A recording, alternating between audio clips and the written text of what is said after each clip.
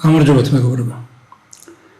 ვიწყებთ საუბარს სამართლიანი სამართალის ძირითადი პრინციპების შესახებ.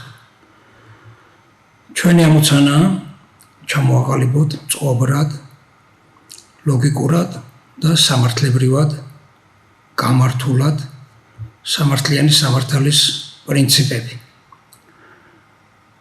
რომ ეს იყოს არა აბსტრაქტული ცნება, ან ვინმეს გემოვნების მიხედვით გადაწყვეტილი რა არის სამართლიანი და რა არა, არამედ მოცემული პირობებიდან გამომდინარე ობიექტური გარემოს და ობიექტურად განსაზღვრული ცნებები, რომელიც შეიძლება მიუხედავად ეროვნებისა თუ სქესისა თუ წარმომავლობისა, სოციალური ფენისა, ნებისმიერმა თავისთვის ერთნაირად გადაწყვიტოს რა არის სამართლიანი. ცადოთ რა იქნება ამისი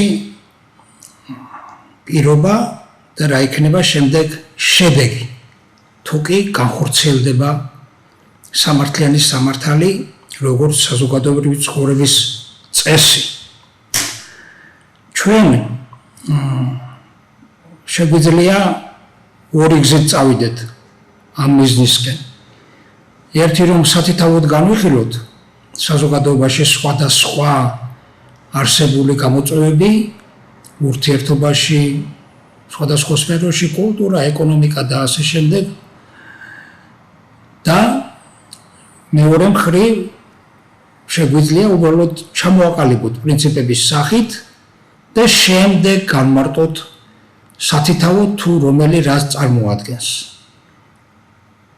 ორივე საბოლოო ჯამში ერთ და იგივე შედეგს მოგცემს განხილვის შემთხვევაში, მაგრამ უფრო მოსახერხებელი ჩემი აზრით იქნება, რომ მე ახლა ვეცდები ჩამოაყალიბო ძირითადი არსი გადმოგცეთ და შემდეგ შევუდგეთ ცალკეული საკითხების და შედეგების განხილვას. მოვძებნოთ განსაზღვრებები, არგუმენტები თუ რატომ არის ასე და ვეცადოთ გავუმკლავდეთ იმ გავრცელებულ აზრს, ფართოდ გავრცელებულ აზრს საზოგადოებაში, რომელიც საზოგადოებრივი ცხოვრების სრულიად სხვანაირ მოწყობას ქადაგებს აგერ ჩვენს ქვეყანაში და იგლო მრავლად მსოფლიოს უმეტეს ქვეყანაში დღესდღეობით. ჩვენ შეგვიძლია ვისაუბროთ რომელიმე ნებისმიერი წერტილიდან. თქვათ კულტურის, სპორტის, წარმოების, რა ვიცი, საზოგადოებრივი ცხოვრების სხვადასხვა სფეროდან, მაგრამ მაინც ნებისმიერი რაც საზოგადოებაში ხდება, ნებისმიერი მოვლენა ურთიერთობის განისაზღვრება ურთიერთობა ნებისმიერ შემთხვევაში ეკონომიკის კანონების მიხედვით წარიმართება. ეკონომიკა არის, ასე რომ ვთქვათ, აი ამ ურთიერთობების ზოგადი სახე. სპორტიც, კულტურაც, წარმოებაც, ბიზნესიც, სოფლის მეურნეობა და ასე შემდეგ, ნებისმიერ შემთხვევაში ეკონომიკის ერთ-ერთ სფეროს წარმოადგენს. და ცალკეულ მაგალითებსაც განვიხილავთ, მაგრამ მაინც ძირითადად საუბარი გვექნება ეკონომიკურ ურთიერთობებზე. ეს ეკონომიკური ურთიერთობები განისაზღვრება ქვეყანაში პოლიტიკური სისტემის მიხედვით. პოლიტიკური სისტემა სხვა არაფერია, თუ არა ეკონომიკური ურთიერთების რეგულაციები ქვეყანაში. საკუთრება, ვაჭრობა, ბიზნესი, იმის და მიხედვით როგორ არის გადაწყვეტილი, ზოგიერთ შემთხვევაში რაღაცას ენიჭება უპირატესობა, ზოგიერთ შემთხვევაში ვიღაცის ინტერესებს ენიჭება უპირატესობა, არსებობს ბევრი საბაბი და მიზეზი ამ რეგულაციების შემოღებისთვის, რომელიმე კლასის ინტერესები, ეროვნული ინტერესები დაარქვეს, პატრიოტული ინტერესები და ასე შემდეგ. მაგრამ ჩვენ გვინდა მივიდეთ ისეთ პრინციპებზე, რომელიც ობიექტურად მიუხედავად ამ სხვადასხვა ინტერესებისა, ერთ რაღაცა ძირითად ფორმას მიიღებს. მოდი ამიტომ აი აქ რამდენიმე საკითხია და მე ახლა ჩამოგეთვლით ამ საკითხებს და ამ საკითხების შემდეგ საუბრისას თან განვიხილავთ. ესე იგი ჩვენი პირველი იქნება თავისუფალი საზოგადოება და აქედან გამომდინარე თავისუფლება როგორც სამართლებრივი, როგორ თქვა, ნორმა, ცნება, რა ვიცი, როგორ დაარქვევენ ამას იურისტები, არ აქვს მნიშვნელობა. ესე იგი, ინდივიდის თავისუფლებიდან გამომდინარე კი არ ხდება მხოლოდ თავისუფლების საზოგადოება, არამედ პირიქით, თავისუფალი საზოგადოების პრინციპებიდან გამომდინარე უნდა ჩამოყალიბდეს ინდივიდის თავისუფლების განსაზღვრება. ამ შემთხვევაში ერთმანეთს უპირისპირდება ორი შეხედულება. ერთი ინდივიდის როგორც გარკვეული პოლიტიკური, ასე რომ ვთქვათ, მიმართულების ხალხი აცხადებს, რომ ადამიანი ინდივიდი ეს არის დამოუკიდებელი აბსოლუტურად ცალკე არსება. აი, როგორც ამბობენ ხოლმე, რომ ჩვეულებრივად ჩემი რაც არის, ჩემი სხეული მე მეკუთვნის და ყველაფერი მე მეკუთვნის, საზოგადოებასთან არავითარი კავშირი არ მაქვს, არ შეუძლია საზოგადოებამ რაიმე ვალდებულება ან და რაიმე დამაკისროს. და მეორე უკიდურესობა, რომ საზოგადოება არის განსაზღვრელი და საზოგადოების ინტერესებიდან გამომდინარე პიროვნება უნდა იქცეუდეს ისე, როგორც მას საზოგადოება მიუთითებს და დაუწესებს. ჩვენ ასე მოვიქცეთ. თქვათ, რა არის თავისუფალი საზოგადოება პირველ რიგში და შემდეგ დავასაბუთოთ ეს ასეა თუ არა. თავისუფალი საზოგადოება ეს არის საზოგადოება, რომლის ყველა წევრი თავისუფალია. აქ შესწორებას შევიდა, რომელიც ცალკე განხილვის თემაა, რაც ეხება ვთქვათ კრიმინალს, ფსიქიურ გადახრებს, შეურაცხადებს და რაღაც არ განვიხილავთ ნორმალურ ადამიანების საზოგადოებას ამ შემთხვევაში, ხოლო რაც გადახრებია და რაღაც არის, ამას ცალკე სხვა გამონაკლისის შემთხვევები ქვია, ეს გამონაკლისის შემთხვევები არ შეიძლება საზოგადოების ცხოვრების წესი იყოს. ამიტომ ჩვენ ვისაუბრებთ ნორმალურ შერაცხადს დასრულ ადამიანებზე, მცირეწლოვნებიც ამ შემთხვევაში ცოტა სხვანაირად განიხილებიან. ესე იგი, თავისუფალი საზოგადოება ეს არის საზოგადოება, რომლის ყველა წევრი თავისუფალია. ანუ თავისუფალია თავის გადაწყვეტილებებში არა რომელიმე ჯგუფი ან პიროვნება, რომელიც სხვას უწესებს, როგორ იცხოვრონ, უდგენს მორალის და მოქმედების კალაპოტს, ურთიერთობის, საქმიანობის, საკუთრების ნორმებს, არამედ როცა ყველა წევრი თავისუფალია, უბრალოდ თავისუფალია. აქ არ შეიძლება ითქვას, რომ ერთნაირად ან სხვადასხვანაირად. თავისუფლებას ყველა სხვადასხვანაირად გამოიყენებს, მაგრამ თავისუფლება თავისთავად ერთია. ადამიანი თავისუფალია და აქ არ შეიძლება იყოს, რომ მეტი ან ნაკლები თავისუფლება. ესეც არის ეს სატუარა და ხაფანგი, რომელსაც სხვა ესე იგი, რომელიღაც პოლიტიკური წრეები თავისი ამ დიქტატურის გასამყარებლად იყენებენ, რომ ბევრი თავისუფლება მავნეა, ან ცოტა თავისუფლება თუ რამდენი შეიძლება უნდა გადავწყვიტოთ, აი ეს არის სხვა კუთხე, სხვა ხედვა, ჩვენ ვამბობთ, რომ ადამიანი უნდა იყოს თავისუფალი. ეს ასეა და რატომ არის ამის არგუმენტებსაც განვიხილავთ. შემდეგ ჩვენ შეგვიძლია ვისაუბროთ კიდევ ერთ საკითხზე, რომელიც შეენაცვლება ხოლმე ზოგიერთი ასე რომ ვთქვათ, პიროვნებების ისევ პოლიტიკური წრეების მიერ თავისუფლებას. უფლებების სია. ესე იგი, შენ უნდა გქონდეს უფლება, გეუბნებიან. თავისუფლებას ვერ იმეტებენ. გეუბნებიან, რომ შენ უნდა გქონდეს უფლება, რისი უფლება, როგორ ბევრი უფლება, ცოტა უფლება, მაგრამ მაგას არ აქვს მნიშვნელობა. უფლება თავისუფლებას ვერ ჩაანაცვლებს. უფლებას ნებისმიერ შემთხვევაში ვიღაცის დადგენილია. ვიღაცის დადგენილი მეტი ან ცოტა ვერც ერთ შემთხვევაში ვერ იქნება თავისუფლება. თავისუფლება ამ პირობიდან გამომდინარე შეიძლება განისაზღვროს მხოლოდ საზოგადოებასთან მიმართებაში. რადგან როგორც სამართლებრივი ნორმა ადამიანის თავისუფლება არ შეიძლება განისაზღვროს რომ ბუნებასთან, სტიქიასთან, ქართან, თქვა დაგორებულ ლოდთან, ან ცხოველთან, ლომთან და ნიაკთან ურთიერთობაში. ჩვენ უნდა განსაზღვროთ თავისუფლება როგორც სამართლებრივი ნორმა. სამართლებრივი ნორმა მოქმედებს საზოგადოებაში. ამიტომ როცა ამბობენ რომ თავისუფლება არ არსებობს, რადგან ვერ იქნები თავისუფალი. შეუძლებელია თავისუფალი იყო, როცა არსებობს ცუდი ამინდი, არსებობს სტიქია, როცა არ შეგიძლია ფრენა და როცა არ შეგიძლია გაფრინდე მთვარეზე და რანაირად ხარ თავისუფალი თუ შენ დამოკიდებული ხარ ვიღაცის ნებაზე რომ გაფრინდები თუ ვერ გაფრინდები. აი ეს გარემოებები არის, ასე რომ ვთქვათ, სატყვარა.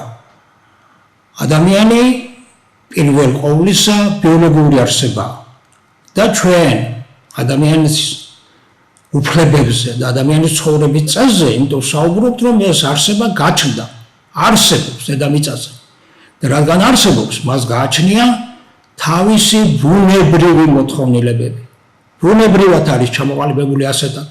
გააჩნია თავისი ადამიანური мотиваცია, გააჩნია თავისი აუცილებელი ფიზიოლოგიური მოთხოვნილებები, რომელიც უნდა დაიკმაყოფილოს და ამისთვის იგი შექმნილია ბუნების ან ღმერთის მიერ, აიღეთ რომელიც გინდა, ან თუნდაც ორივე.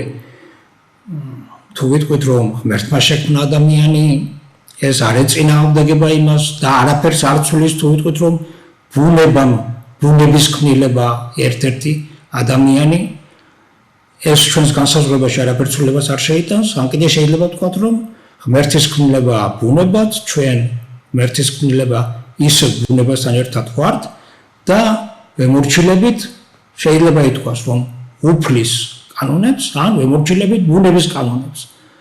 თუ ბუნება ღმერთის შექმნილია, მაშინ ცხადია ბუნების კანონები იგივე უფლის გზა და იმათვის, ვინც ათეისტია და იტყვის რომ ღმერთს ამჯერა, მაშინ დაუჯეროს ბუნებას და ბუნების კანონზომიერებები თავისთავად მაინც სავალდებულოა. მას ვერ გაექცევა, ასე ვთქვათ. ესე იგი, ადამიანის თავისუფლებას არ ზღუდავს ის, რომ ლომთან შეხვედრისას ლომმა შეიძლება შენი დაწერილი პარლამენტის მიერ დაწერილი კანონი არ გაითვალისწინოს და უბრალოდ დაგლიჯოს. ეს არ ზღუდავს თავისუფლებას, ეს არ ნიშნავს თავისუფლების შეზღუდვას, ეს ნიშნავს სიკვდილს ამ შემთხვევაში. ეგ სხვა რამე. და ესე იგი, ან თქვათ რაიმე სტიქიის შედეგად დაზარალება რო ქონება გაგინადგურა, ესეც არ არის ის სამართლებრივი თავისუფლების შეზღუდვა. თავისუფლება სამართლებრივად მხოლოდ საზოგადოების მიმართ განიხილება და საზოგადოების მიმართ ეს ნიშნავს, რომ ჩვენი ურთიერთობა, ადამიანის არსებობა უნდა განვიხილოთ როგორც საზოგადოების შემადგენელი წევრის. მაშინ თავისთავად ცხადია, ეს ისედაც ბუნებრივად ასეა, რომ ცალკე ადამიანს თუ ავიღოთ, რომელიც გადაწყვეტს, რომ მე არ ვემორჩილები საზოგადოებას და თავისთავად ჩემთვის ვარ თავისუფალი, ასეთი გამოდგა. ესე იგი, ცდარია იმ საფუძვლიდან გამომდინარე, რომ ჯერ არ მისულა კაცობრიობა იმ დონემდე, რომ ადამიანის შექმნას და გაჩენას სულ მცირე ორი ადამიანი მაინც ჭირდება. ასე რომ შენ თვითონ ამ სამყაროს ვერ მოვლინებოდი იმ თუნდაც ორი წევრისგან შემდგარი საზოგადოების გარეშე.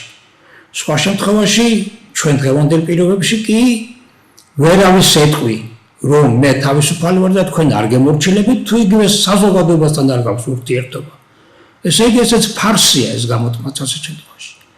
და მეორე კიდევ მე ვიცხოვრებ ისე როგორც მე მინდა, იცხოვრებ ისე როგორც შენ გინდა, მაგრამ ამ დროს ამბობ რომ მე რასაც მინდა იმას ვიყიდი, იმას გავყიდი, მაგრამ ყიდვა, გაყიდვა, ან ვინმეს მოსმენა, ვინმესთან ურთიერთობა, ისევ საზოგადოებასთან ურთიერთობა. ესე იგი თავს ვერ დააღწევ საზოგადოებასთან, ნუ კაცრიელ კუნძულზე მოხვედრილ ადამიანს შეუძლია მაშინ გამოაცხადოს რომ ახლა შენ ხარ თავისუფალი, მაგრამ უკვე თავისუფლებას აზრიც აღარ აქვს. ამ შემთხვევაში იმ გაგებით, სამართლებრივი გაგებით, რადგან მას საზოგადოებასთან ურთიერთობა საერთოდ არ უწევს, ხოლო იმ უკაცრიელ კუნძულზე შხამიანი გველი შეხვდება თუ მორიელი თუ გელი, ისინი, რა თქმა უნდა, მის ამ ჩამოყალიბებულ სენტენციებს არ გაითვალისწინებენ. ანუ თავისუფლებას აზრი აქვს, ინდივიდის თავისუფლებას აზრი აქვს მხოლოდ საზოგადოებასთან მიმართებაში.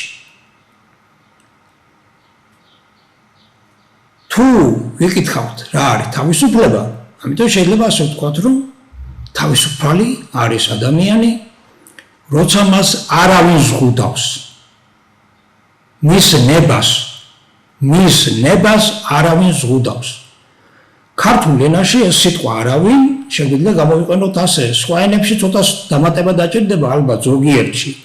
იმიტომ რომ ქართულ ენაში ეს სიტყვა არავინ ისე ვინ კითხვა ადამიანს მიემართება. ეს ცხოველს არ ეხება, ან სტიქიას, ან რაიმე სხვას. ამიტომ როცა ვამბობთ არავინ ზღუდავს, აქ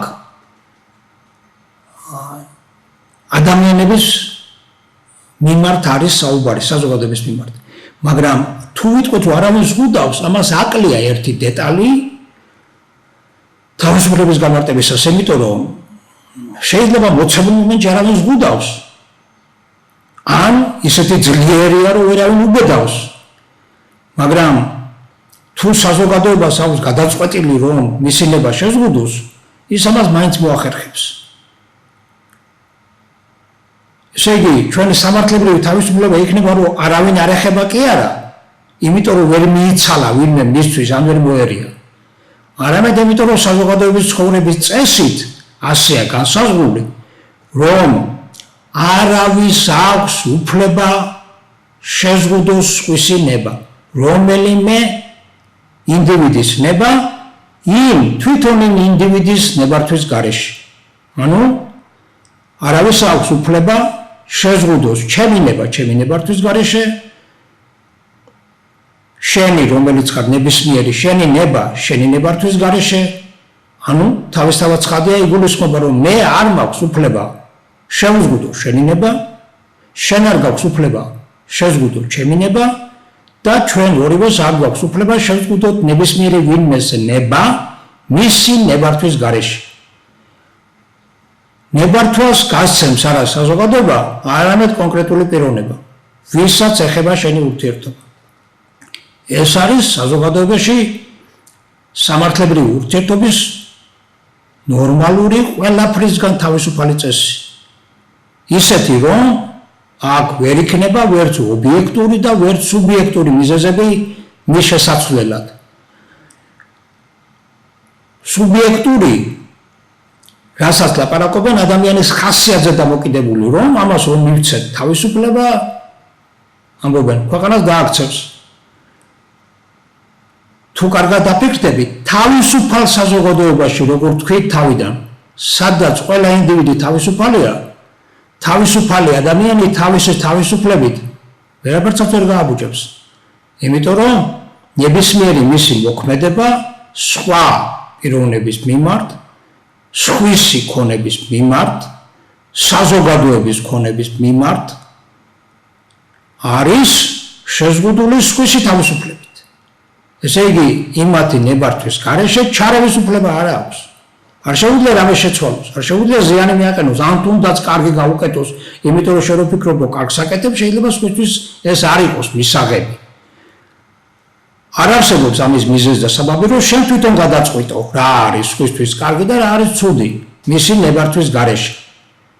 შესაბამისად, ჩვენი ორი პუნქტი ამ შემთხვევაში იქნება თავისუფალი საზოგადოება, ეს არის რომელიც შედგება თავისუფალი ინდივიდებისაგან, თავისუფალი წევრებისაგან და მეორე თავისუფალი არის ადამიანი, რომლის ნების შეზღუდვის უფლება არავის აქვს. არავის შეუძლია მის საქმეში მისი ნებართვის გარეშე ჩარევა.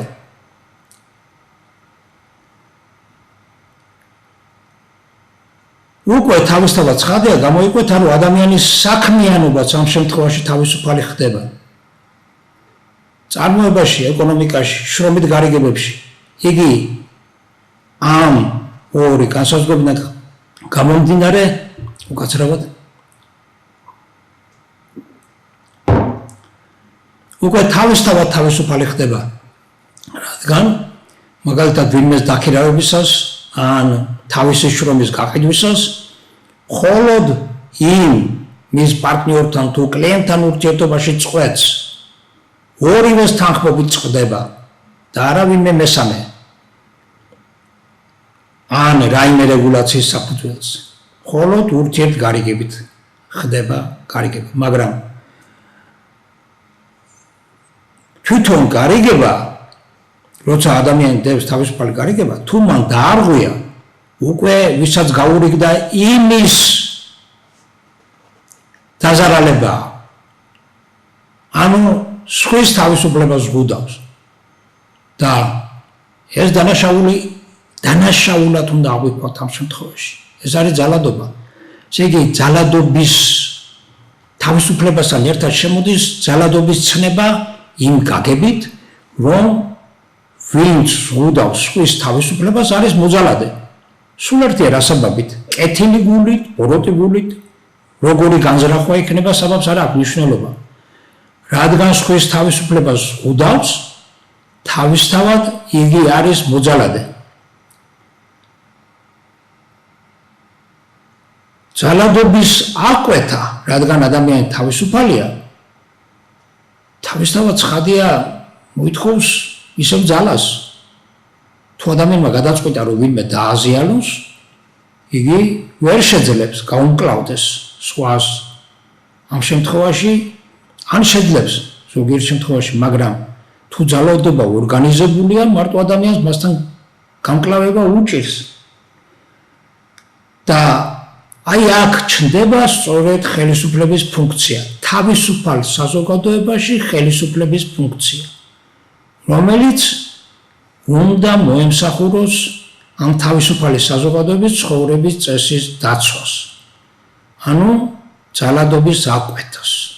თავისუფალ საზოგადოებაში ხელისუფლებას სხვა ფუნქცია არ გააჩნია. გააჩნია მხოლოდ ეს, რომ მან უნდა აკვეთოს ძალადობა. ძალადობა ეს არის სხვისი თავისუფლების დარღვევა, სხვის საქმეში უნებართოდ მისული, უნებართოდ ჩარევა. მიუხედავად საბაბისა,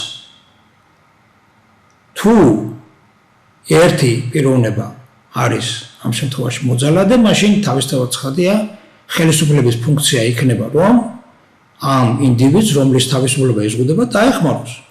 ანდა უმისოდ აკვეთოს ეს ძალადობა მისი მოთხოვნით. ცხადია მოთხოვნით, ადამიანის მოთხოვნით, იმიტომ რომ ვერავინ გადაწყვეტს, როცა ორი ადამიანი ერთმანეთთან ურთიერთობს, იმ მეორეს ჩარევა ჩემს საქმეში, ჩემი ნებართვით მოხდა თუ ჩემი ნებართვის გარეშე. ეს თითეულის გადასაწყვეტია და ხელისუფლებაც უნდა მოქმედებდეს თითეული ინდივიდის გადაწყვეტის მიხედვით. რომ თუ გადაწყვეტა პიროვნებამ, რომ სხვა ერევა მის საქმეში უნებართოდ, უნდა ჩაერთოს ეს ძალოვანი სტრუქტურები, რომელიც თავისუფალ საზოგადოებაში ვერ იქნება. ცხადია, როგორც რაღაცა აი ვინმე გარე მოყვანილი ძალა არა ადამიანების, რომელთაც არ ეხება თავისუფლება. ესე იგი, ორგანიზებულ ძალადობას ჭირდება ორგანიზებული თავდაცვა და აქ შესამუშავებელია საზოგადოების წესი, რომელიც მათ საშუალებას მიცემს მოახდინოს ისეთი სტრუქტურის მექანიზმის ორგანიზება, რომელიც დაიცავს თითოეულს და მთლიანად საზოგადოებას გარე და შიგა ძალადობისგან. ხელისუფლების ეს ფუნქცია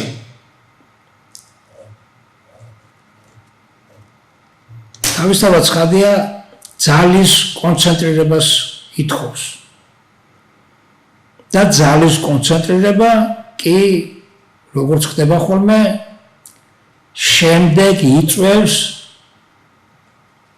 უზურპაციას ხელისუფლების, ანუ ხელისუფლება რომელიც პირდებოდა და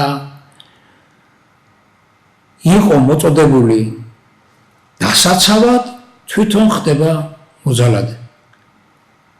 აქ ამ მექანიზმის შესამუშავებლად არსებობს, რა თქმა უნდა, კარგად ცნობილიც არის გარკვეული შესწორებებით ძალაუფლების დანაწილების და კონტროლის მექანიზმები. ახლა ამას არ ვილაპარაკებთ, ეს სპეციფიური თემაა, რომლის განხილვასაც აი იქიდან გამომდინარე ექნება აზრი, თუ ჩავთვლით, რომ გვაქვს თავისუფალი საზოგადოება, თავისუფალი წევრებით, რომლის ყველა წევრი თანასწორია არა იმ გაგებით, რომ ყველას ერთნაირი ქონება და შესაძლებლობა აქვს, არამედ სამართლებრივად. ჩვენი თავისუფლების განმარტებაში არ ფიგურირებს არც შესაძლებლობები, არც თქვათ უნარი და არც გარანტიები. ჩვენთან საზოგადოებამ გარანტია უნდა მიიღოს მხოლოდ ის, რომ ძალადობის წინააღმდეგ მოქმედება იქნება კანონიერი, ხოლო ძალადობა უკანონო, სამართლებრივ ამას ნიშნავს. სამართლებრივად თუ იქნება დადგენილი, რომ ადამიანი თავისუფალია, მისი თავისუფლების შელახვა სამართლებრივად იქნება დანაშაული, ძალადობა. ეს იქნება სამართლებრივი პრინციპი, მაგრამ ეს არ ნიშნავს, რომ როცა ჩვენ ვლაპარაკობთ, რომ შენი ნებას არავინ ზღუდავს, ამიტომ შენი ნების განხორციელებაზე ვინმე გარანტიას მოგცემს. რომ შენ, აი, მე მინდა სახლი ავიშენო, ეცხო მეკუთვნის სახლი და რადგან მე არ მაქვს უნარი, ამიტომ ვიღაცამ უნდა ამიშენოს სახლი. ეს უკვე სხვისი ქონების გაყოფაა. როცა შენ თხოვ, ან აიძულებ იმას, გამოიყოს საიდანღაც ფული, ეს ფული ციდან არ წვივა, რომ შენ აგიშენოს სახლი. ან როცა ამბობენ, რომ თქვათ თავისუფალი ადამიანი, რომელსაც მისი ნების თავისუფლად ასრულება შეუძლია. ნება ჩვენ ახლა ვიცით, რომ აი თქვათ იგივე კოსმოსში გაფრენაზე რა ენერგია და რა რესურსები დაიხარჯა და საერთოდ ადამიანს თავის ჩვეულებრივად ფრენა არ შეუძლია, მაგრამ თავისი ინტელექტის და ცოდნის საშუალებით მაინც შევძელით ფრენა. უნდაც მარტივი საფრენი აპარატებით, აი დელტაპლანები, პარაპლანები, საჰაერო ბურთები, რა თქმა უნდა, ვერტფრენები და თვითფრენაები და კოსმოსური ხომალდები. უბრალოდ ნების უნარი, ასრულების უნარი არ არის თავისუფლება. ან ნების დაკმაყოფილების საშუალება არ არის თავისუფლება. ის რომ აი მეც მინდა სახლში ვან გოგის მზესუმზირები მეკიდოს, რა თქმა უნდა, ასლს იშოვე, მაგრამ არა. ასეთი მოთხოვნები არ არის. ჩვენ თქვით, თავისუფლება არის მხოლოდ სამართლებრივად საზოგადოებასთან მიმართებაში. მხოლოდ ის რომ არავის აქვს უფლება ჩაერიოს შენ საქმეში შეინებართვის გარეშე.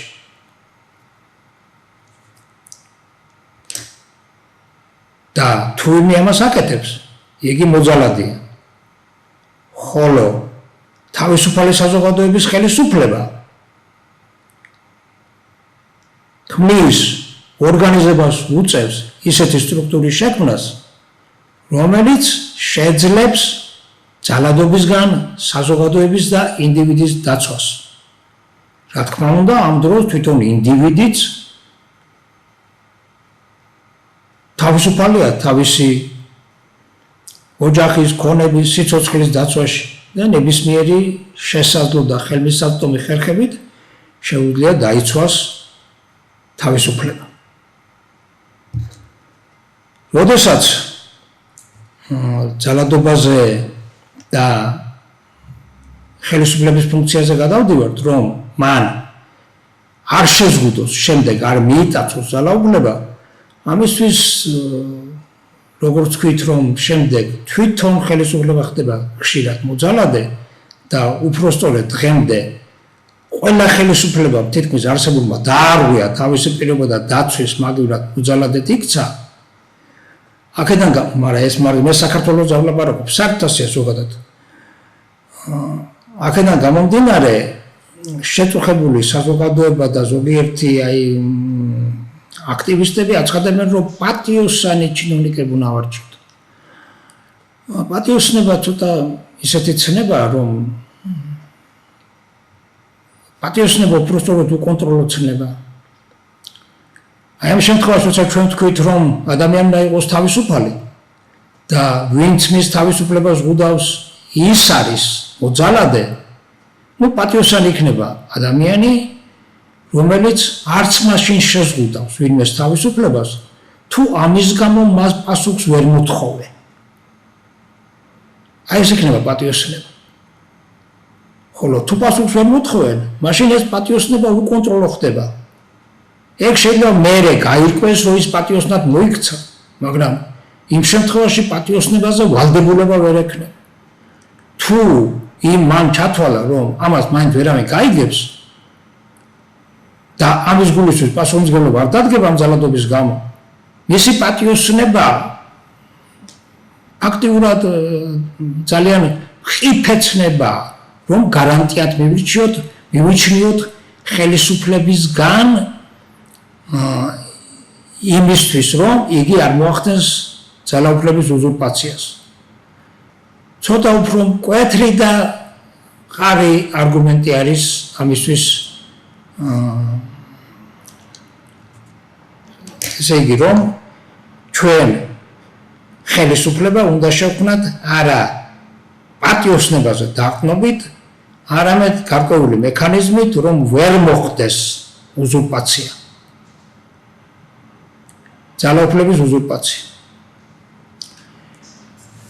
ერთი წუთით გავიაროთ თავიდან, რაც ხონდა, ესე იგი ჩამოვაყალიბოთ ახლა მწყობრად, შემდეგ მე ამ გადაცემას დავდებთ YouTube-ზე, იქნება Facebook-ზეც, იქნება ტელევიზიის გვერდზეც და იქ დავდებ ტექსტის სახით ჩამოთვლის. თქვენ კი შეგიძლიათ დასვათ კითხვები და ჩვენ ამ რაც ჩამოთვლილ თემებს სათითაოდ შემდეგ გადაცემებში განვიხილავთ. ანუ თავისუფალი საზოგადოება, რომ ეს არის, რომლის ყველა წევრი თავისუფალია. თავისუფლება ეს არის, როდესაც ადამიანის თავისუფლება ეს არის, როდესაც არავის აქვს მისი ნების შეზღუდვის უფლება. როცა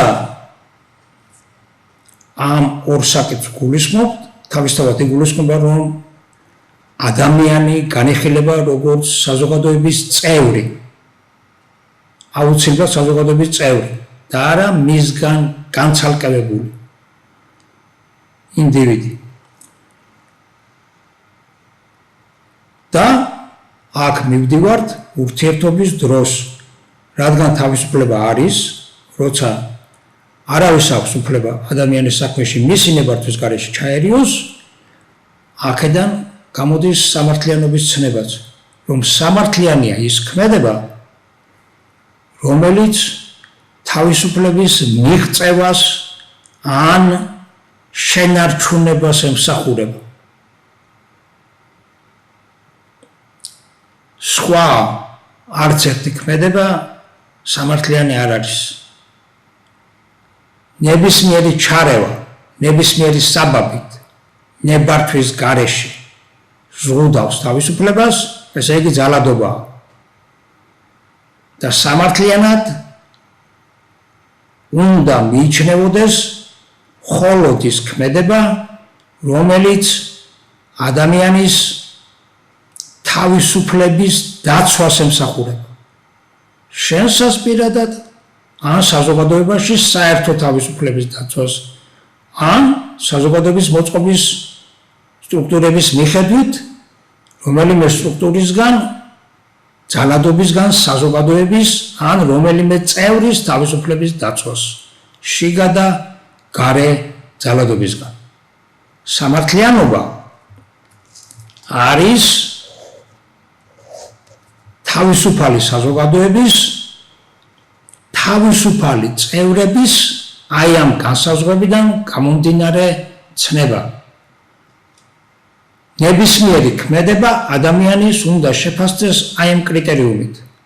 ემსახურება თუ არა ეს ქმედება თავისუფლების დაცვას. თუ ქმედება თავისუფლებას ლახავს ვინმესოს, მაშინ იგი ვერ იქნება სამართლიანი. არ არის რთული მისახვედრი აი ამ სამი პირობიდან, რომ ხელისუფლების ფუნქცია ამ შემთხვევაში სამართლიანობის დაცვა გამოდის. ძალადობისგან დაცვა სამართლიანი საქციელია, თავისთავად ცხადია და ხელისუფლების ფუნქცია არის დაიცვას სამართლიანობა. ხოლო ნებისმიერი ინდივიდი უნდა იქცეოდეს სამართლიანად. ან ხელისუფლების ის სტრუქტურები, რომელიც ჩვენ დღეს გვყავს, ასე რომ ვთქვათ, აი მთავრობა, აღმასრულებელი და საკანონმდებლო, ფაქტიურად ისევ აუცილებლობას წარმოადგენს საზოგადოებისთვის, რადგან ვერაფრით ვერ იქნება ის გარემო, რომ მოძალადი არ არსებობდეს. ოღონდ პრინციპები, რომელი პრინციპით და ვის შესაძლებლად უნდა მოქმედებდეს ხელისუფლების ძალოვანი სტრუქტურები და რას უნდა ემსახურებოდეს საკანონმდებლო ორგანოები, აი ეს ფუნქციები იცვლება სამართლიანი სამართალის დამკვიდრებით. თუ თავისუფლების დაცვა არის მხოლოდ სამართლიანი და ხელისუფლების ფუნქცია იქნება სამართლიანობის დაცვა, ოღონდ სამართლიანობა განესაზღვრება ისე, როგორც თავისუფლების დასაცავად მიმართული ქმედება და არა სხვა რაიმე ნებისმიერი ჩარევაც, რომელიც უნებართოდ ხდება სიკეთის ჭკუის სწავლების ან და რაიმე საბაბით უნდა იყოს გამორიცხული. აქაც კიდევ ერთხელ გავიმეორებ, რომ ეს არის მხოლოდ შერაცხადი სრულწლოვანი ადამიანების მიმართ. ბავშვი სანამ შეისწავლის იმ საფრთხეებს, რაც ბუნებაში არსებობს, მანამდე მისი ქმედება ცხადია შეზღუდული უნდა იყოს და ასაკი ეს უფრო ტექნიკური საკითხია, როდის უნდა გახდეს იგი თავისუფალი მეურვეობისაგან. ამის გადაწყვეტა მედიცინის, ფსიქოლოგების და ასე შემდეგ გარკვეული სპეციალისტების მიერ იქნება შესაძლებელი. ამიტომ საკანონმდებლო ორგანო თავისთავად განასხვავებს ამ გააგრძელებს მუშაობას, ოღონდ მისი კანონები უნდა ემსახურებოდეს არა ადამიანის ქცევის წესების დადგენას ამ შემთხვევაში, არამედ იმის გამიჯვნას, სად იწყება ერთი ადამიანის თავისუფლება და სამთავრდება მეორესი. ან სადიწყება პირადი საკუთრება და იწყება საზოგადოებრივი საკუთრება. საერთო საკუთრება, რადგან საერთო საკუთრების გარეშე საზოგადოებრივი არსებობს გზები, რაღაცები კიდე. ჩვენ აი ამ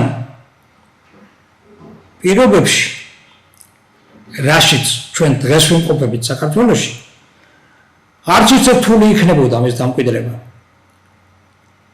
იმ ჩვენ ტრადიციებზე დაყრდნობით, რომელიც სულ რაღაც 1-2 საუკუნის წინ თავისუფლად მოქმედებდა. ნაფიც საგულთა სასამართლოც ჰქონდა შემორჩენილი აგერ ბოლომდე მთებში, სადაც სხვანაირად წყდებოდა საკითხები, იყო საკუთრების უფლებაც, ცოტა სხვანაირად განსაზღვრული საკუთრების დაცვაც, თავისთავად ცხადია, თავისუფლების დაცვას, საკუთრების დაცვას ნიშნავს. საკუთრების მეტი ან ნაკლები ქონება არ ნიშნავს სამართლიანობის დარღვევას. პრობლემას წარმოადგენს საკუთრების შეძენის მეთოდი და ხერხები. ანუ თუ საკუთრება შეძენილია ძალადობით, მაშინ არის ის სამართლიანობის დარღვევა.